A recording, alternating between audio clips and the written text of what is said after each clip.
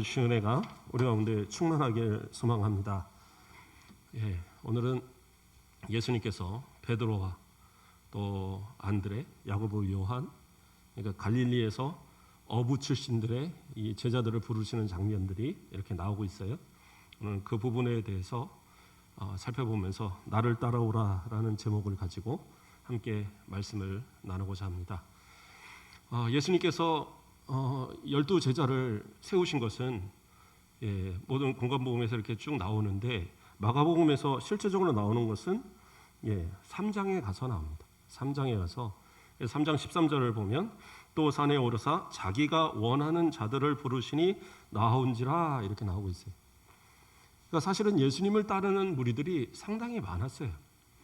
예수님께서 베드로나 안드레, 야고보, 요한 그 외에 어떤 제자들을 부를 때에도 그 이전부터 이미 예수님을 따르는 무리들은 상당히 있었던 겁니다.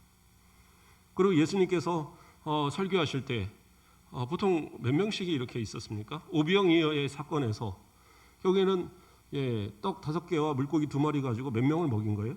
장정만 5,000명을 먹였잖아요. 그러니까 수많은 무리들이 예수님을 따랐어요. 그렇죠? 또 한 사건에서는 또 4,000명을 먹인 사건도 또 나오죠. 칠병이어의 사건이 또 있고. 그러면서 예수님을 따르는 무리들은 또 상당히 많았습니다. 뿐만 아니라 그 가운데도 특별하게 핵심적으로 예수님을 따르는 무리도 또한 상당히 많았어요. 예수님께서 12 제자를 세우시고 파송하시는 그런 사건 외에 누가복음 10장에 가면 어떤 사건이 나오냐면요. 누가복음 10장 1절을 보면 그 위에 주께서 따로 70인을 세우사 친히 가시려는 각 동네와 각 지역으로 둘씩 앞서 보내시며 뭐로 보냈어요? 전도하라고 보냈습니다. 미리 예수님의 말씀을 배운 그 말씀들을 가서 미리 전하면서 예수님이 곧 오실 텐데 이분은 어떤 분이냐? 이분은 다윗의 자손이고 이분은 예수 그리스도시고 이분은 하나님의 아들이고 다 전하라고 그렇게 70인을 보내시는 그런 장면도 나와요. 그러니까 예수님께서 직접적으로 파송하신다고 한다면 상당히 핵심적인 인원들인 거예요. 그렇죠? 예수님께서 돌아가시고 또 부활하셔 승천하신 뒤에 그 마가 다락방에 모인 인원들만 해도 몇 명이에요? 150 성도들이 예수님의 제자와 예수님의 가족들 제외하고도 150 성도가 모였어요.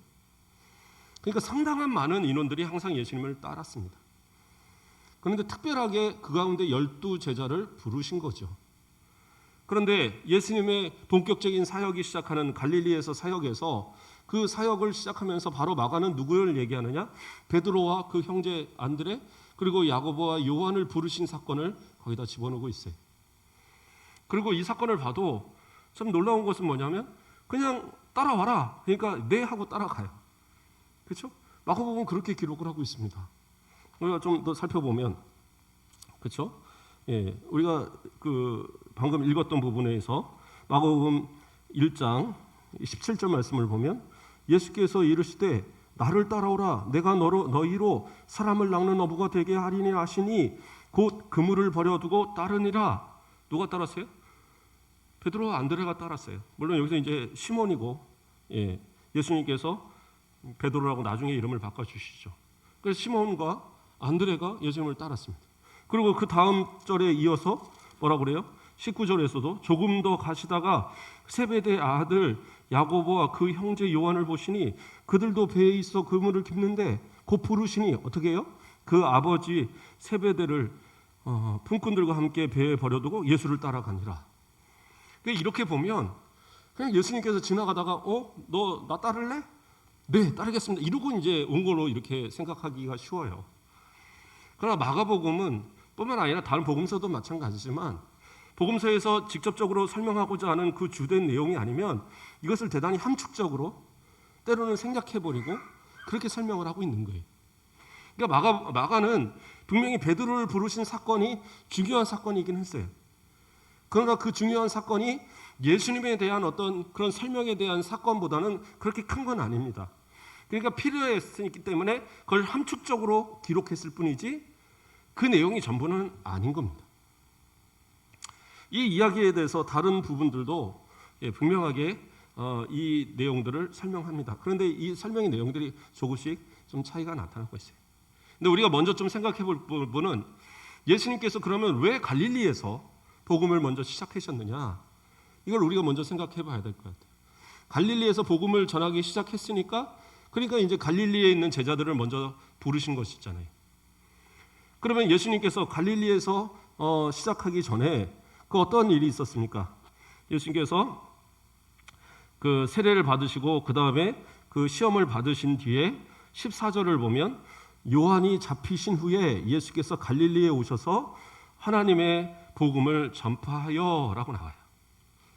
그러니까 예수님께서 유다로 가지 않으시고 유대 땅에 예루살렘이나 이런 곳으로 가지 않으시고 세례 요한이 잡힌 후에 그 다음에 어디로 가요? 갈릴리로 오셔서 복음을 전하기 시작했다라는 겁니다. 그러니까 여기서 요한이 잡힌 사건을 우리가 먼저 생각해 볼 필요가 있는 거예요. 요한. 근데 이 요한의 잡히신 이 사건, 그런데 사실은 세례 요한에 대한 죽음에 대한 그런 여기서 말하는 요한은 세례 요한을 얘기하는 거거든요. 아직은 요한이 잡힌 그 사도 요한은 부르심기도 전 이야기잖아요. 그러니까 세례 요한이 잡혔는데 이 잡힌서 이 사람이 죽게 되는 모든 내용은 어디서 나오냐면 마가복음 6장에서 설명을 하고 있습니다. 마가복음 6장에서 설명을 하고 있는데 굳이 앞에서 세례 요한이 한마디로 잡힌 후에 예수님께서 복음을 시작했다라는 부분을 앞에서 설명하고 있는 거예요. 그럼 이것은 어떤 의미냐? 세례 요한이 복음에 전하는 것은 어떤 것이었어요? 세례 요한이 직접적으로 하나님의 나라를 전하고 구원을 전하고 그런 거 아니었어요? 세례 요한의 역할은 뭐냐? 오직 예수 그리스도를 예표하는, 오실 예수 그리스도를, 오실 하나님의 아들을 예표하는 그러한 모습이었습니다. 그렇기 때문에 세례 요한은 자신의 임무를 다 한 거예요. 그러니까 세례 요한이 잡히신 후라는 개념은 뭐냐? 세례 요한의 모든 임무가 끝나고 이어서 예수님의 사역이 시작되었다라는, 그의 모든 사명을 다 감당했고 그 사명을 이어서 예수님이 그것을 성취했다라는 의미가 첫째로 내포되어 있는 겁니다. 그 다음에 어떤 사회적 분위기를 우리가 좀 생각을 해보면 세례 요한이 잡힌 이유가 있어요. 세례 요한 잡힌 이유가 마가복음 6장에서 나오는데 어떠한 사건이었냐면 그 당시에 그 갈릴리와 이 지역을 다스리고 있는 분봉왕이 누구냐면 헤롯 안티파스였어요. 네? 또 안디바라고 부르기도 하고요. 그 헤롯 안티파스는 누구냐면 헤롯 대왕의 아들이에요. 헤롯 대왕의 아들. 그런데 그 헤롯 대왕의 아들인 이 안티파스가 자신의 형제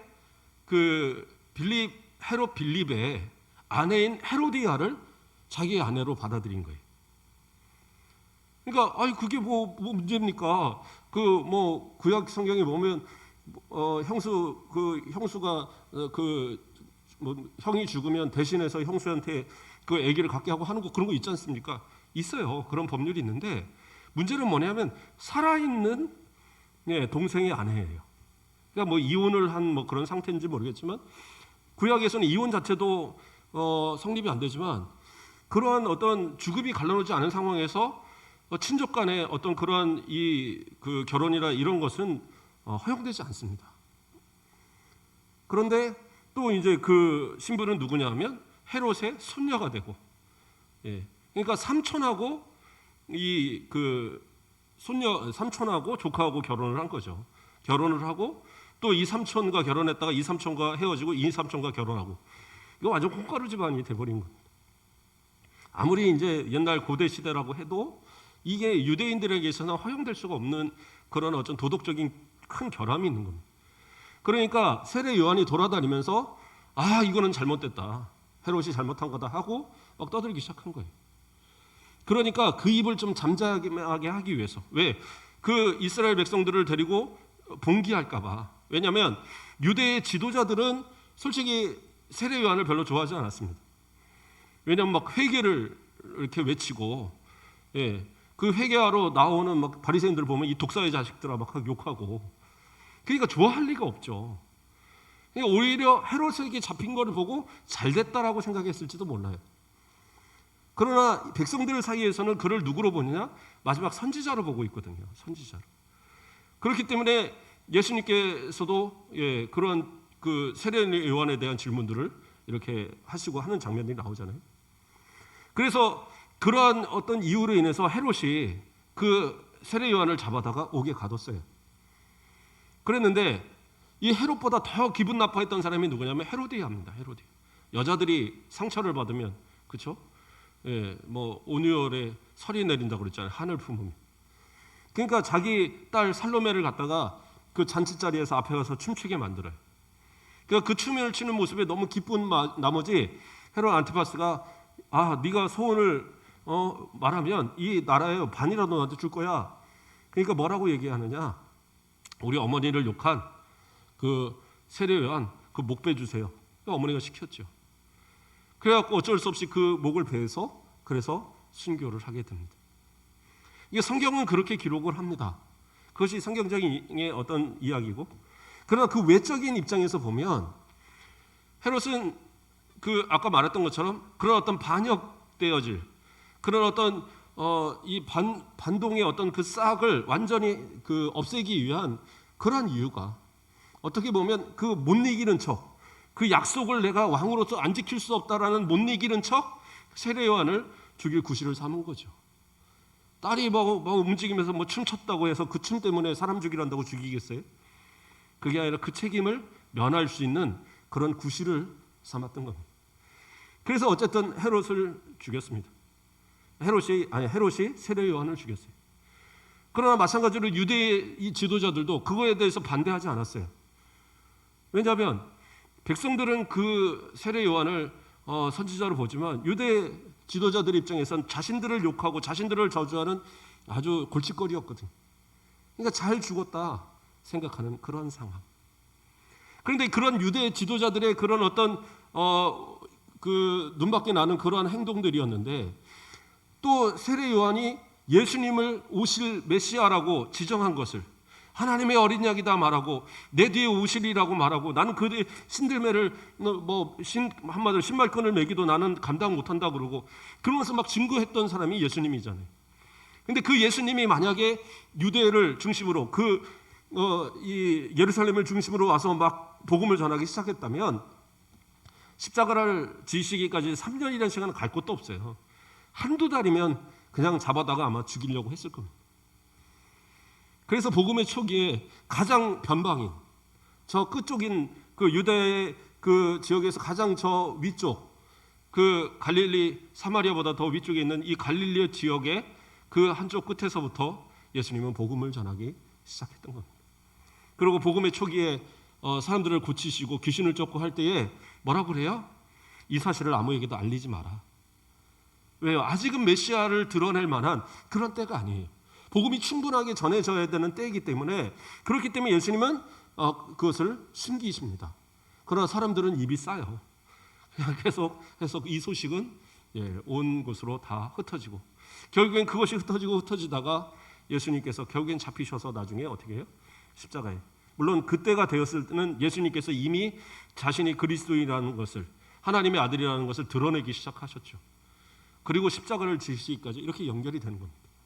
그래서 아직은 그런 십자가를 지실 때가 아니기 때문에 이 갈릴리, 이 변방, 사투리도 너무 심해서 정통 히브리어도 아닌 아람 히브리어, 아람어가 섞인 히브리어를 쓰는 그 아주 변방서부터 시작되었던 그 복음의 역사가 설명이 되고 있는 겁니다. 자, 이러한 배경 속에서 어쨌든 예수님께서 제자들을 부르십니다. 근데 아까 우리가 얘기한 것처럼 마가복음에서는 즉시 그냥 부른 것처럼 그렇게 설명이 되고 있어요. 그러나 예수님께서 그렇게 부르신다고 해서 우리 성도들도 마찬가지겠죠. 어느 날 제가 우리 성도님들을 보는데 어느 날 제가 보니까 기도해 보니까 권사님, 아무래도 권사님 저 전도사님 해야 될 것 같아요. 예, 집사님, 목사님 해야 될 것 같아요. 빨리 가세요. 신학교 가세요. 그럼 가시겠어요? 그럴 분들이 없겠죠. 목사님 왜 그러세요? 그러겠죠. 혹시 내가 마음에 그런 생각을 갖고 있었어도 목사님 기도해 보겠습니다. 제가 고민은 했지만 기도해 보겠습니다. 이러지 않겠어요? 네. 목사님 한다고 해도 다 할 수 있는 것도 아닌데 제 주변에서 저 목사님 하겠습니다 하고 했던 사람 중에 목사님 된 사람은 한 몇 사람 안 돼요. 제 친구들도 그렇고 한 동창 다 합쳐도 내가 아는 안에서 목사님 되겠다고 했던 사람들 한 서너 사람밖에 안 됩니다. 신학하다가도 중간에 다 관둔 사람들이 많고. 그러니까 목사님이 되고 하는 거 그렇게 쉬운 일은 아닌 것 같아요. 예, 물론 이제 뭐 공부를 다 하고 시험을 보고 하면 되겠지만, 그러나 그 사명을 끝까지 감당한다는 것이 그렇게 쉬운 것은 아닙니다. 근데 이런 것을 그냥 누군가가 하라고 해서 하시겠어요? 그러지는 않겠죠. 예. 그러니까 오늘 본문에서 나오는 이 사건은 분명한 함축적인 이야기예요. 그럼 그 다음에 배경의 이야기들이 분명히 있다라는 사실이에요. 자, 이 사건에 대해서 요한복음에서요, 우리가 먼저 좀 살펴보겠습니다. 요한복음 1장 40절 말씀을 보면 요한의 말을 듣고 예수를 따르는 두 사람 중 하나가 시몬 베드로의 형제 안드레라, 이런 구절이 나와요. 이 얘기는 뭐냐면 먼저 예수님을 따르는 그 제자들 가운데에 예수님을 따르기 먼저의 세례 요한을 따르는 자들이 있었어요. 그러니까 세례 요한의 제자였다가 예수님의 제자가 된 사람들. 그 대표적인 예가 세례 요한이 예수님을 본 거예요. 예수님을 보면서 하는 얘기가 하나님의 어린 양이로다. 세상 죄를 지고 가는 하나님의 어린 양이로다. 안스테이 뭐 이렇게 얘기하는 거예요. 그러니까 그 말을 듣고는 그래요? 저분이 그 세례요한께서 하신 그분입니까? 그러면 우리는 이제부터 그분을 따르겠습니다. 그렇게 두 사람이 예수님께 갔어요. 근데 그 중에 하나가 누구냐면 안드레라고 성경은 나옵니다. 요한복음에서. 그러니까 이 안드레가 예수님을 먼저 따르기 시작한 겁니다. 사실은.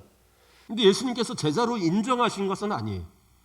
그러나 예수님을 먼저 따라서 이분이 메시아인 것을 확인하고 베드로에게 가서 내가 메시아를 보았다 하고 설명을 하는 그런 내용이 나와요.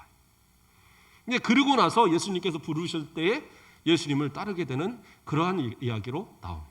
그리고 또 좀 더 가셔서 마찬가지로 야고보와 요한을 부르신 것으로. 그러니까 누가복음에서는 조금 더 자세하게, 요한복음에서는 조금 더 자세하게 설명을 한 거죠. 근데 이 이야기를 좀 더 자세하게 설명한 것은 뭐냐면 누가복음입니다. 누가복음에서는 이 이야기를 좀 완전히 풀어서 설명을 합니다. 그래서 누가복음 5장에 가면 우리가 한번 성경을 찾아보면서 보겠습니다. 제가 본문을 써온 것보다 같이 찾아보는 것이 오히려 나아요. 누가복음 5장으로 한번 가보겠습니다. 누가복음 5장. 자, 누가복음 5장을 보면 5장 1절 말씀에 무리가 몰려와서 하나님의 말씀을 들을새 예수는 게네사렛 호숫가에 서서 이렇게 나와요.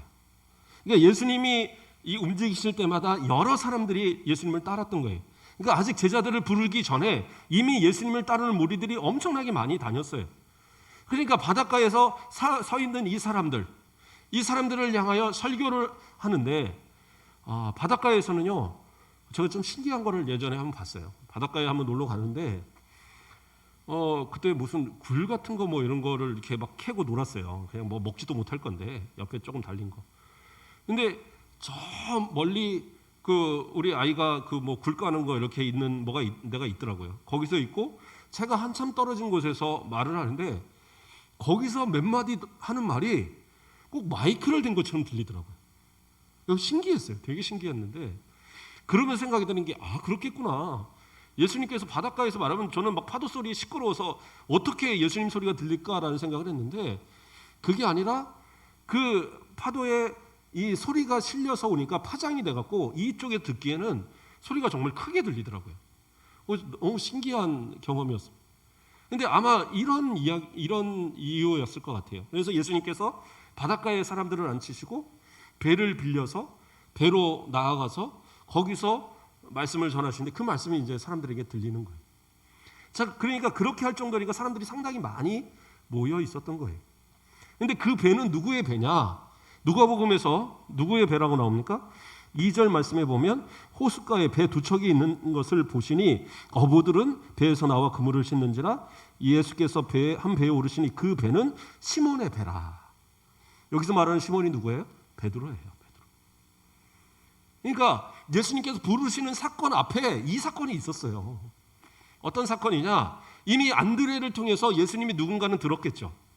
이 사건과 예수님이 그 세례 요한을 통해서 하나님의 어린 양이다라는 말씀을 들은 안드레가 이 시몬에게 얘기를 했고, 그리고 시몬도 그 말에 대해서는 예수님이 누군가에 대해서는 알았지만 아직 예수님을 따르고자 하는 마음은 없었던 거예요. 그런데 예수님께서 그가 이 어부하고 있는 이 자리로 예수님이 찾아오셔서 먼저는 뭐냐, 내가 이 사람들한테 설교해야 되니까 네 배 좀 빌리자. 그러니까 그 배를 빌려주신 거예요. 참고로 여기 보면은 뭐라고 나요? 게네사렛 호숫가 이렇게 나오잖아요. 아까는 갈릴리 바다 나왔는데, 그러니까 이게 뭐 요즘은 이제 많이 아시는 이야기인데, 갈릴리 바다는 사실은 갈릴리 호수죠. 바다가 아니에요. 그 내륙에 있는 상당히 큰 호수입니다. 몇십 킬로가 되는 길이만, 깊이만 해도 한 50m, 제일 높은 깊은 데가 한 50m 된다고 합니다. 그러니까 상당히 큰 호수인데, 이게 어느 데서는 어디에서는 갈릴리, 어디서는 뭐 게네사렛, 어디서는 디베라, 뭐 이런 식으로 이름이 붙어요. 그건 뭐냐면 갈릴리 호숫가가 상당히 크니까 그 옆으로 마을들이 형성돼 있잖아요.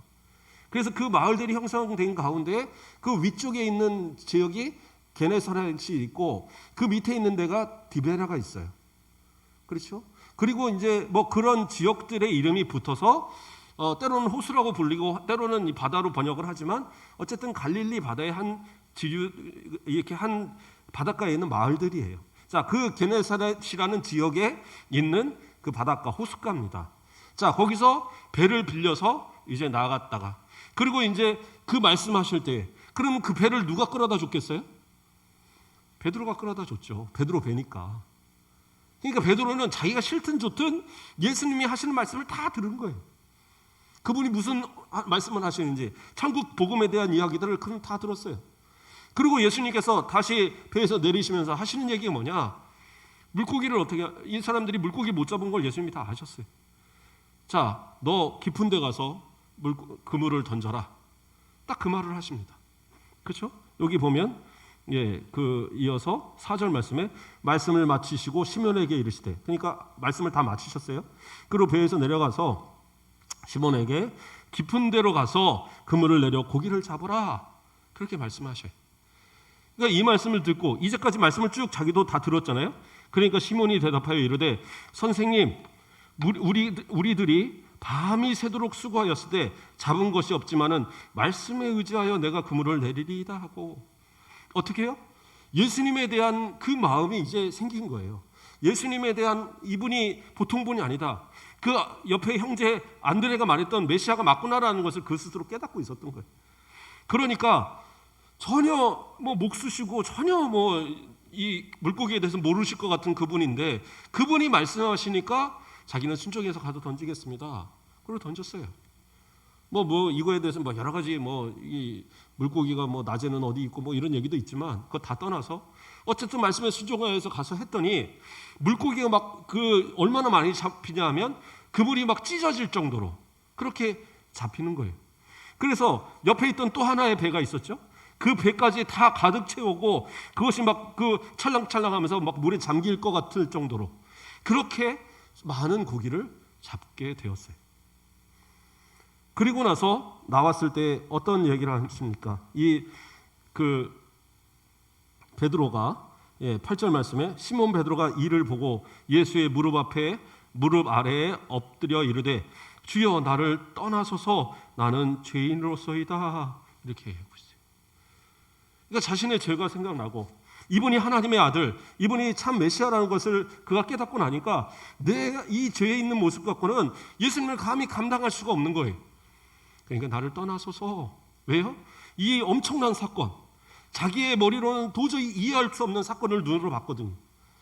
자기의 상식으로는 지금 시간에 가서 물고기를 잡겠다고 그물을 던진다고 해서, 깊은 데 가서 던진다고 해서 그 물고기가 잡힐 리가 없는데, 그 예수님의 말씀 의지해서 가서 그물을 내렸을 뿐인데 거기서 엄청난 양의 물고기들을 잡게 되는 거예요. 그러니까 그 사건에 놀라서 너무 두려워서 나는 죄인입니다, 나를 떠나소서. 근데 예수님은 거기서 그치지 않으세요. 그때 하시는 얘기가 뭐예요? 9절 말씀을 보면 이는 자기 및 자기와 함께 있는 모든 사람이 고기를 잡은 것으로 말미암아 놀라고, 그 다음에 세베대 아들로 시몬의 동업자인 야고보와 요한도 놀랐습니다. 그러면서 예수님께서 시몬에게 이르시되 무서워하지 말라, 이제후로는 내가 사람을 취하리라. 이제 이 이야기가 나오는 겁니다. 그러니까 마가복음에서는 단순하게 나를 따르라 이걸로 끝났어요. 네, 내가 사람을 낚는 어부가 되게 하리라 이걸로 끝났습니다. 그러나 이 누가복음에서는 이 앞서의 사건들을 쭉 설명하고 있는 거예요. 그러니까 이제 이해가 되죠. 이런 사건이 있었으니까 예수님께서 나를 따르라 할 때에 그때 따랐겠구나, 이해가 되는 거예요. 그래서 공관복음, 이 마태, 마가, 누가 또는 이제 사복음서, 요한까지 이 사복음서는 사실 함께 봐야 돼요. 함께 봐야지 이해가 되는 부분이, 왜냐하면 각각의 어떤 중점을 두는 그런 어떤 메시지에 따라서 생략되는 부분이 너무 많고 함축하는 부분이 너무 많다 보니까 잘못 보면 오해하게 돼요. 그래서 만약에 주일학교 선생님들이 설교하면서 예수님께서 베드로한테 와서 나를 따르라 하시니까 생전 처음 본 예수님이 따르라는데도 네 따르겠습니다 하고 따랐다, 니네들 덮어놓고 예수님 믿어라, 이렇게 된단 말이에요. 그런 식으로 설교하면 안 되잖아요. 그러니까 선생님들도 공부를 많이 하셔야 되고 목사님도 마찬가지죠. 그래서 이러한 배경들을 알고 설명을 해야지 또 이게 이해가 되는 거. 성도님들 마찬가지입니다. 한 구절을 봤다고 해서 그냥 그걸로 끝나지 마시고 사복음서는 항상 서로 이렇게 맞물리는 구절들이 분명히 있습니다. 단독 사건도 있지만 함께 나타나는 사건들이 있을 땐 그것을 꼭 같이 보셔야 돼요. 그래야지 이해가 되는 겁니다. 덮어놓고 믿는 것이 꼭 좋은 믿음은 아니에요. 어떤 부분에 있어서는 도저히 이해가 안 되면 덮어놓고 믿어야 되는 경우도 있겠지만, 그러나 대부분은 성경이 다 그것을 설명하고 있어요. 자, 어쨌든 이러한 상황에서 이제 예수님을 따르게 된 겁니다. 그런데 우리가 좀 읽고 넘어갔던 그 부분에 뭐가 나와요? 이 세베대의 아들들 시몬의 동업자인 야고보와 요한이 나와요. 그러니까 마가복음에서는 어떻게 해요? 이 베드로가 예수님을 따른 사건을 취약을 해놓으니까 야고보와 요한에 따라온 것도 따로 설명할 수가 없는 거예요. 그러니까 그냥 또 조금 지나가셔서 얘기하니까 네 따르겠습니다 하고 다른 걸로 나오는 거예요. 그러나 여기서는 분명하게 얘기합니다. 뭐라고 나와요? 이는 10절에 세베대의 아들로서 시몬의 동업자인 야고보와 요한도 놀랐습니다. 그러니까 동업자라고 한 얘기는 뭐예요? 그 두 배 중에 한 배가 바로 야고보와 요한의 배였던 거예요. 그러니까 야고보 요한도 베드로가 그물이 찢어질 막 할 때, 야 요한, 야고보 빨리 와 하니까 그 사람들도 배에서 그래? 같이 가서 거기서 그 배에다 가득하게 그 고기를 다 쓸어 담았던 겁니다. 그렇죠? 그러니까 이 당시에 그 어떤 그물에 어떻게 하는 고기 잡는 것은 지금도 마찬가지지만 두 배가 함께 그물을 이렇게 쳐나가는 그런 이 어업이 사실은 많이 성행하고 있는 그런 어업이니까요. 그러니까 둘이서 이 협력하던 그들. 그래서 그들이 얻어진 이 고기의 모습에 야고보와 요한도 놀랐던 거예요.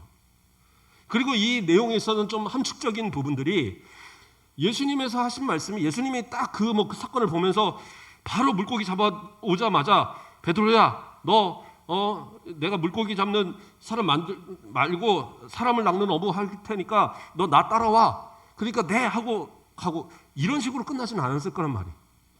그 사이에 여러 가지 이야기들과 또 예수님이 좀 기다리시는 상황들, 생각할 수 있는 시간을 준다든가 여러 가지 그런 이야기들이 분명히 나타났을 겁니다. 성경은 그러한 어떤 뉘앙스들을 분명히 풍기고 있어요. 왜냐하면 마가복음에서는 뭐라고 하고 있어요? 베드로가 베드로와 안드레가 예수님을 따른 뒤에 야고보와 요한은 뭐 하고 있었어요? 아버지와 함께 배를 대놓고 거기서 그물을 깃고 있었어요. 그럼 그물을 기웠다는 얘기는 뭐예요? 이제 이 고기를 다 정리해 놓고 그 다음에 그 그물을 다음 그 어업을 위해서 그물을 고치고 있는 거예요. 그러니까 그만큼의 시간이 흐른 거예요. 그러니까 베드로와의 대화가 사실은 좀 더 깊었을 수가 있을 겁니다. 그 물고기를 잡고 나와서 베드로의 그 정리하는 모습을 어쩌면 예수님 물끄러미 기다리고 계셨을 것 같아요. 그리고 그가 하는 모든 것을 다 지켜보면서 내가 지금 할 말이 무엇인가를 그로 생각할 수 있는 시간을 주신 겁니다. 아마 베드로는 그 배를 정리하고 막 그물을 정리하고 하면서도 마음속에서 예수님이 도대체 왜 나를 지켜보고 계시지? 왜 지금 나한테 이러고 있을까? 아마 수없는 고민이 그 가운데 있었을 겁니다. 그때 예수님께서 나를 따르라고라는 그 메시지. 나는 죄인인데 예수님 왜 나를 부르실까? 그런 어떤 이 두려움 가운데 나를 떠나소서. 그러나 예수님은 어떻게 해요? 너 잠만 말고 따라. 이게 아니라 내가 너를 귀하게 쓸 거야. 사람을 낚는 어부를 만들 거야. 이제까지는 네가 고기 잡으러 다녔지만 고기가 전부가 아니다. 때가 찼고 하나님의 나라가 임했다. 그러므로 이제는 너는 나와 함께 복음을 위해 살자. 좀 길게 얘기하셨겠죠. 그러나 마가복음은 그걸 축약적으로 설명한 거고, 누가복음도 마찬가지로, 요한복음도 마찬가지로 필요에 따라 축약을 한 거예요. 그러니까 그 시간의 흐름 속 안에 어떻게 해요? 이 야고보와 요한은 아버지와 함께 그물을 이렇게 정리하면서 계속 예수님만 보고 있는 거예요. 도대체 저 베드로하고 뭔 소리를 하고 있을까? 그러면서 마음에, 그리고 그 베드로가 이제 저는 죄인입니다. 나를 떠나서도 그랬다가 예수님 저는 따르겠습니다 하고 막 따르는 그러한 모습들을 다 지켜본 거예요. 그러면서 다가오시는 겁니다. 이제 야고보와 요한한테, 동업자인 그 야고보와 요한이니까 다 지켜봤잖아요. 더 이상 설명할 필요가 없잖아요. 그러니까 오셔서 너 나 따를래? 그 말에 네 따르겠습니다 아버지. 또 뭐 이 그 금을 뭐 다 내고 그리고 예수님을 따르는 그러한 결단의 모습이 나타났다라는 겁니다. 그러니까 우리는 이런 성경에 대한 내용들을 볼 때 좀 그런 어떤 배경적인 생각들을 항상 좀 생각해 볼 필요가 있어요. 성경이 나왔다고 해서 그 사건이 그렇게 짧게만 나오진 않아요. 대표적인 예로 야이로의 딸이, 그 회당장 야이로의 딸이 그 죽게 되었을 때 예수님을 청했잖아요. 와서 좀 살려달라고. 근데 그때 어떤 일이 있었습니까? 그 예수님의 옷깃을 잡은 혈류병 걸린 여인이 있었어요. 근데 예수님의 능력이 나가서 그 사람이 나았어요. 그냥 옷깃만 잡으면 나을 거란 믿음 갖고 만졌는데 나았습니다. 근데 예수님이 그대로 끝나셨어요? 안 끝나셨어요. 누군지 찾아라, 막 찾아라 해서 찾아내니까 불러다 놓고 그 설명을 다 들어주셔요. 갖다 앉혀놓고 다 들어주시고, 그 다음에 어떻게 해요? 그 여인의 마음까지 고쳐주시고, 그 질병에 대한 고침에 확신을 갖게 하시고, 그리고 돌려보내는 그런 일들이.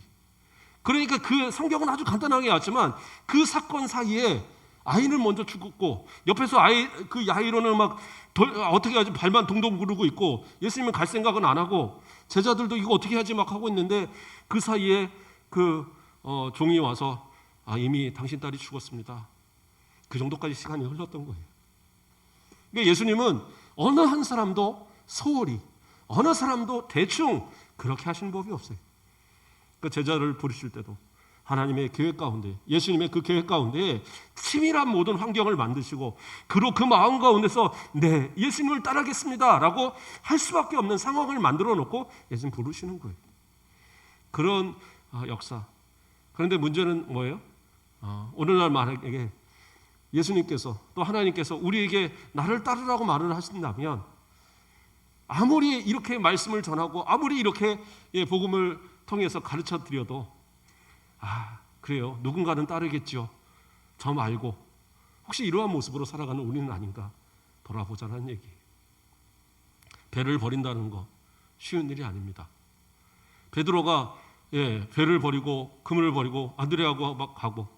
근데 우리가 마가복음 1장을 보면, 제가 언젠가도 한번 설명을 하면서 설교했던 기억이 나는데요, 마가복음 1장을 보면 이 예수님이 부르신 사건 이후에 또 이제 쭉 지나가서 귀신 들린 사건과 이어서 30절에 가보면, 1장 30절에 가보면 어떤 얘기가 나와요? 시몬의 장모가 열병으로 누웠는지라 사람들이 곧 이 여자에 대하여 예수께 여짜온대 하면서 어떻게 해요? 갑자기 여기서 예수님의 그 제자 베드로의 장모의 열병 이야기가 나옵니다. 그러니까 이게 쉬운 일이 아닌 거예요. 예수님을 따르는데 배만 버린 게 아닙니다. 가정까지 내려놓은 거예요. 가정을 다 내려놓고 나아가니까 집에 이제 모처럼 온 거예요. 막 소문이 나니까 지금 그 여기저기로 막 소문이 나서, 그렇죠? 28절 말씀을 보면, 1장 28절을 보면 예수의 소문이 곧 갈릴리 사방에 퍼진지라 이렇게 나와요. 그러니까 예수님에 대한 소문이 쫙 퍼지니까 이 장모가 거기 베드로가 쫓아다녀? 그 배서방이 따라다니는 거야? 설마 집은 그래도 챙기겠지. 그러고 와보니까 이건 생과부가 돼갖고 딸이 집만 지키고 있는 거예요. 한번 나갔다 하면 안 들어와요. 그러니까 거기서 속병이 나서 화병이 나서 들어 누웠다, 이런 해석도 있어요. 정설인지는 잘 모르겠습니다. 근데 주석에도 나오더라고요, 그런 해석이. 자, 어쨌든 그러한 정도로 그렇게 가정을 돌보지 않는 그런 모습들. 그러나 어쨌든 예수님께서 그 장모의 마음을 위로하시고 낫게 하시고, 그러므로 그가 수종을 들고, 아마 그래서 그랬는지 모르지만 예수님이 부활하시고 승천하신 이후에 베드로는 항상 아내를 데리고 다녔어요. 그것을 바울이 고린도전서에서 설명하거든요. 내가 게바처럼 부인을 데리고 다닐 권리가 없느냐, 뭐 이런 얘기를 설명을 하는 게 나와요. 그러니까 어쨌든 이쪽에서 어쨌든 그런 어떤 체험이 아마 있었지 않았는가 생각을 해봅니다. 자, 다시 내용을 좀 정리하겠습니다. 그처럼 예수님을 따른다는 것은 쉬운 문제가 아니에요. 많은 것을 포기해야 되거든요. 내가 가진 것들을, 물질적인 거, 때로는 어떤 환경적인 거, 때로는 내 어떤 그런 이제까지 쌓아놓은 모든 것들을 포기해야 되는 상황도 있을 수 있다는 거예요. 물론 다 목사님 되라는 얘기가 아니에요. 저처럼 목사님 돼서 다 버리고 다 신학교 갑시다, 이런 얘기가 아니라, 꼭 예수님의 그 제자들이 아닐지라도 예수님이 부르실 때는 무엇인가 포기해야 될 상황들이 너무 많이 생기거든요. 그러면 그 상황들을 내가 정말 내려놓고 따를 수 있느냐? 우리는 그 생각을 해보자라는 겁니다. 예수님께서 보실 때에 언젠가 그런 사람들에게 질문이 있었습니다. 예수님을 내가 따르는데 그냥 따르는 것이 아니라 먼저는 가서 내 아버지를 좀 장사하고 그리고 와서 예수님을 따르면 되겠지 않겠습니까? 이런 이야기가 있었어요. 그 얘기가 어디 나오냐면 누가복음 9장에 보면 59절에 또 다른 사람에게 나를 따르라 하시니 그가 이르되 나로 먼저 가서 내 아버지를 장사하게 허락하소서, 이렇게 얘기하고 있어요. 근데 여기서 아버지가 지금 돌아가셨다는 의미가 아니에요. 앞으로 돌아가시면 장사 다 지내놓고 그 다음에 따르겠습니다라는 얘기예요. 그러니까 뭐예요? 예수님이 나를 따르라고 해서 다 따르지 않았어요. 이유는 뭡니까? 아직 내가 해야 될 일이, 아직 내가 감당해야 될 일이, 아직 내가 놓지 못한 것들이 아직 많이 남아 있어서 이거 다 해결하고 이거 다 내려놓고 이거 다 충분히 하고 그 다음에 예수님 따르겠습니다. 그거는 이미 늦었다라는 거예요. 우리 성도들이 삶을 통해서 내가 하나님 앞에 부름받은 또 성도로서 내가 어떤 결심하고 결단해야 될 상황들이 무엇인가 한번 돌아보길 바랍니다. 그 상황에서 이걸 과연 내려놓는 것이 하나님의 뜻이라면, 이것을 내려놓는 것이 주님의 부르심이라면 이것을 지금 내려놓을 수 있는 준비가 되어 있느냐. 어쩌면 이것을 이야기하기 위해서 베드로의 이야기들을, 그 바닷가에 4인방을 부르신 이야기를 이렇게 놓고 복음의 선포 이후에 바로 그 사건을 이어가고 있는 것이 아닌가. 복음을 위해서라면 너희들의 모든 걸 내려놓고, 배를 내려놓고 아버지와 그물을 내려놓고 나를 쫓는 그 베드로와 같은, 그 야고보와 같은, 그 요한과 같은, 안드레와 같은 그런 신앙의 결단이 있어야 된다라는 것을 보여주고 있는 것이 마가복음이 이야기하고자 하는, 그런 또 다른 복음서들이 이야기하고자 하는 이야기다라는 거죠. 하나님 앞에 우리 좀 그러한 신앙. 그래서 저 천국을 갈 때도 우리 좀 다 내려놓고 갈 수 있는 그러한 어떤 모습. 천국 가려니까 내가 저 빌려줬던 그 500만 원 받아야 되는데 이거 못 받으면 눈을 못 감겠는데 하고 그러고 죽고 그런 거 말고, 주님을 위해서 뭔가를 다, 이제는 저는 주님을 위해서 헌신했습니다. 주님을 위해서 다 이제 열심히 했습니다. 이제는 주님 앞에 가도 저는 여한이 없습니다. 좀 그 정도의 마음 가지고 좀 살아갈 수 있으면, 그런 결단이 있는 그런 신앙의 삶, 그것이 우리의 가운데 있어야 되지 않을까. 그렇다고 지금 저는 다 했으니까 저 불러갈 때 이르라는 게 아니라, 그렇죠? 날마다 주님 앞에 내가 주님을 위해서 해야 할 것이 무엇인가, 주님을 위해서 어떠한 삶을 살아야 되는가, 오늘 하루를 내가 어떻게 주님을 위해서 살았는가, 내일은 어떠한 마음을 가지고 살아야 되는가, 내 마음 가운데 항상 준비해 있어서 주님이 원하신다면 그 즉시 반응하고 그 즉시 항상 행동하고 주님이 원하시고 주님이 바라시는 그 뜻대로 항상 순종할 수 있는 그런 삶을 살아가는 그런 모습. 그게 어떻게 보면 꼭 12사도가 아니더라도 목사님이 아니더라도 삶 속에서 주님의 제자다운 삶을 살아가는 그런 모습이 아닐까 저는 생각합니다. 주님은 지금도 부르십니다. 나를 따라오너라. 그 따르는 삶, 나의 십자가를 지고 주님을 따르는 귀한 삶을 사시는 저와 여러분 되시기를 주님으로 축복합니다. 기도하겠습니다. 사랑의 하나님, 감사를 드립니다. 주님께서는 바닷가에 물고기 잡던 사람들에게 그렇게 존경받지 못하던 그들이었지만 그들을 부르사 주님의 복음을 위한 사도들로 세워주시고 그들로 인하여서 복음의 역사가 땅끝까지 전해지는 시작이 되게 하셨음을 바라봅니다.